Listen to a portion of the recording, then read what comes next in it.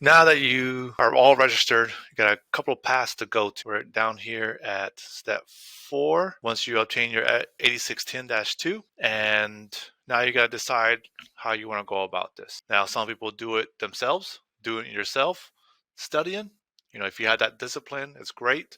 If you have that in you to do it, go ahead and knock that out. There's great study material out there like Prepware, Jepson's, Glims, and there's some materials out there from the FAA that can certainly help you out.